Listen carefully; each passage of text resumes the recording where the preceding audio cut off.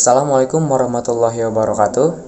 Puji syukur kehadirat Allah Subhanahu wa Ta'ala yang telah memberikan nikmat iman serta hidayahnya sehingga saya bisa menyelesaikan penyusunan video pembahasan artikel.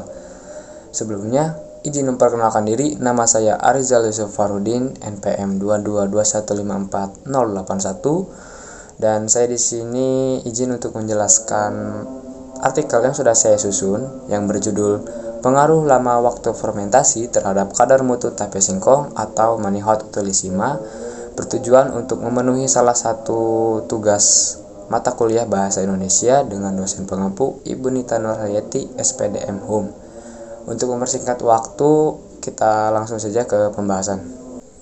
Dalam pembahasan artikel ini ada 4 topik yang akan dibahas. Yang pertama ada pendahuluan, yang kedua ada metode penelitian, yang ketiga ada hasil penelitian, dan yang terakhir ada pembahasan penelitian. Untuk yang pertama, kita langsung ke bahasan yang pertama, yaitu pendahuluan. Dalam pembahasan pendahuluan kali ini, tentunya dibagi beberapa bagian, meliputi yang pertama adalah mengenal tape singkong, yang kedua tujuan dari penelitian ini, dan yang ketiga itu adalah mengetahui kualitas standar mutu tape singkong. Tape merupakan produk fermentasi sekaligus makanan tradisional yang banyak disantap oleh masyarakat Indonesia dan terbuat dari singkong yang difermentasi. Maka dari itu, makanan fermentasi yang terkenal pastinya tape. Hasil fermentasi tape yang diperoleh dengan cara mengukus bahan mentah, kemudian disimpan atau dimatangkan pada suhu ruang dan jangka waktu tertentu. Oleh sebab itu, tujuan praktikum penelitian ini adalah untuk mengetahui perbedaan kualitas tape singkong pada waktu fermentasi yang berbeda-beda, yaitu 1 hari, 2 hari, dan 3 hari. Kemudian, kualitas standar mutu tape singkong ditandai dengan aroma yang harum, enak, legit, dan tidak menyengat karena terlalu tinggi kadar alkoholnya. Fermentasi tape dipengaruhi oleh mikroorganisme ragi yang ditambahkan pada singkong. Mutu tape dipengaruhi juga oleh tape singkong yang dihasilkan, yang dapat merugikan karena penanganan yang kurang tepat. Misalnya, penambahan ragi yang terlalu banyak dan fermentasi yang terlalu lama. Jenis dan mutu ragi tape juga dapat mempengaruhi proses produksi. Setelah membahas pendahuluan, selanjutnya membahas mengenai metode penelitian. Metode penelitian meliputi alat bahan dan prosedur penelitian. Alat dan bahan yang perlu disiapkan yaitu untuk alat yang pertama ada pisau, sendok, penanak nasi sebagai pengganti alat kukus, dan wadah plastik. Selanjutnya untuk bahan yang digunakan yaitu singkong, ragi tape, daun pisang, dan air secukupnya. Selanjutnya beralih ke prosedur penelitian. Langkah pertama yaitu pembuatan tape singkong. Prosedur pembuatan tape yang pertama yaitu mendapatkan 2 buah singkong terlebih dahulu. Saya mendapatkan singkong ini di pasar Cikurubuk, Tasikmalaya. Kemudian kupas singkong lalu cuci bersih menggunakan air mengalir, potong-potong menjadi beberapa bagian. Selanjutnya direndam menggunakan air bersih selama 12 jam. Kemudian, siapkan penanak nasi sebagai pengganti alat kukus, lalu kukus singkong selama 30 menit dan dibiarkan sampai dingin kurang lebih 1 jam. Haluskan ragi dengan ditumbuk hingga benar-benar halus, lalu taburkan ragi sebanyak kurang dari 1 sendok teh atau kurang lebih 3 gram. Siapkan daun pisang, lalu letakkan singkong di wadah fermentasi, lalu dibungkus dengan daun pisang, seperti pada gambar. Setelah itu, simpan di tempat suhu ruangan normal, lalu diberi tanda tiap wadah untuk fermentasi 1 hari, 2 hari, dan 3 hari, sesuai dengan gambar. Langkah prosedur penelitian yang kedua yaitu teknik analisis data. Data yang diperoleh dari hasil penelitian ini dianalisis menggunakan analisis variansi untuk menguji perbedaan pengaruh waktu yang diperlukan untuk memfermentasikan tape singkong pada 3 wadah waktu yang berbeda-beda. Jika perbedaannya signifikan, kehati-hatian harus dilakukan untuk memastikan bahwa fermentasi yang benar untuk beroperasi. Kemudian, Topik bahasan yang keempat yaitu hasil penelitian. Setelah dilakukan fermentasi tape dengan jangka waktu yang berbeda-beda, dihasilkan perbedaan tekstur, aroma, dan yang lainnya.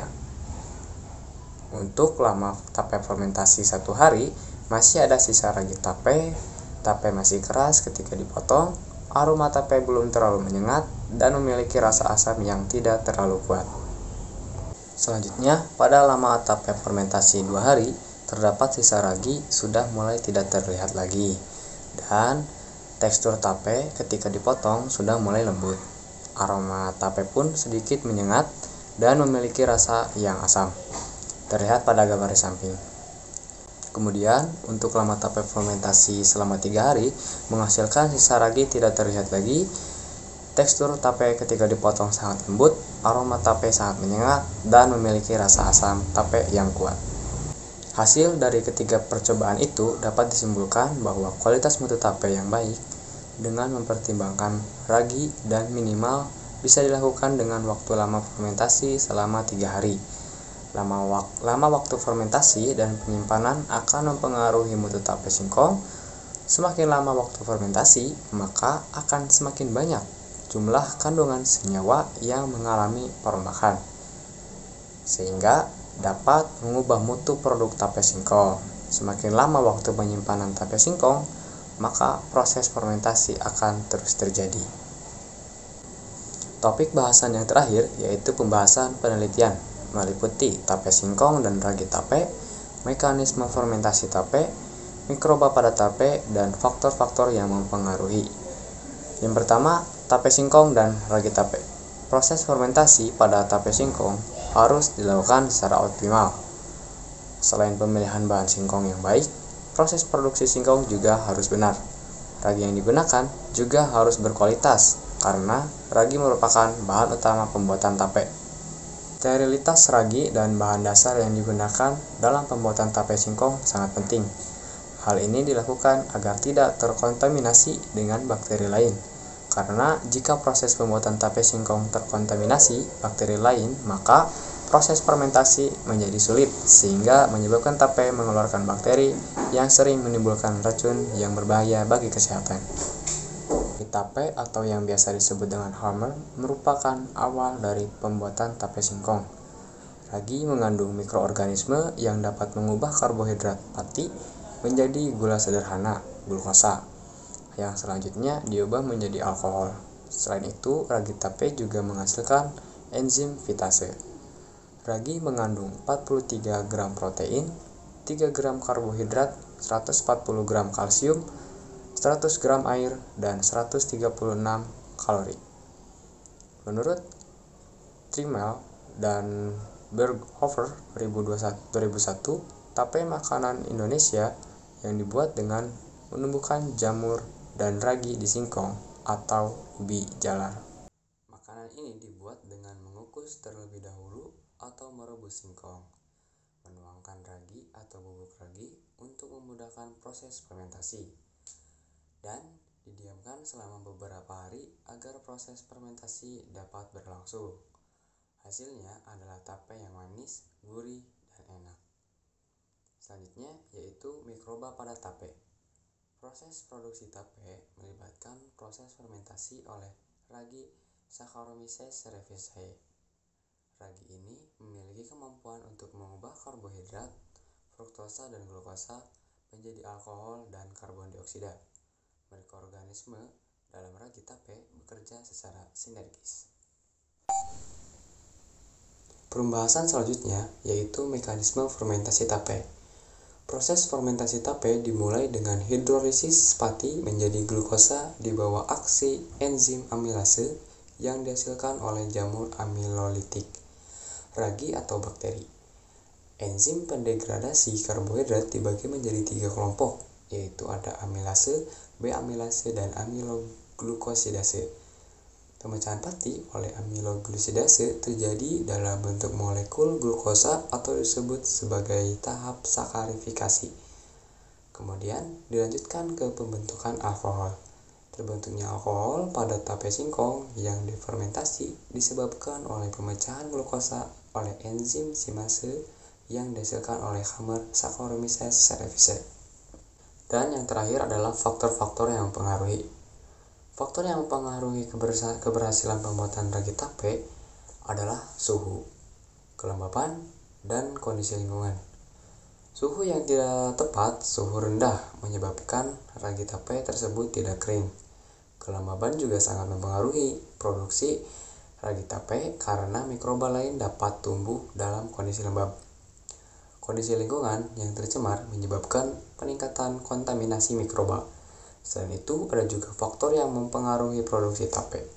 Faktor yang mempengaruhi produksi tape adalah ragi seperti jenis dari konsentrasi, suhu, dan oksigen. Ragi yang digunakan dapat memberikan pengaruh yang signifikan terhadap hasil yang dicapai, karena ragi yang digunakan tidak dapat memanfaatkan kultur murni.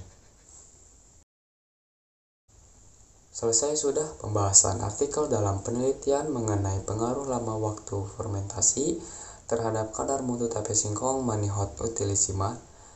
Dapat disimpulkan bahwa percobaan pembuatan tape singkong melibatkan mikroorganisme ragi tape jenis Saccharomyces cerevisiae pada ragi tape yang berperan dalam penguraian pati pada singkong menjadi senyawa yang lebih sederhana, yaitu glukosa dan alkohol yang teroksidasi menjadi etanol dan karbon dioksida.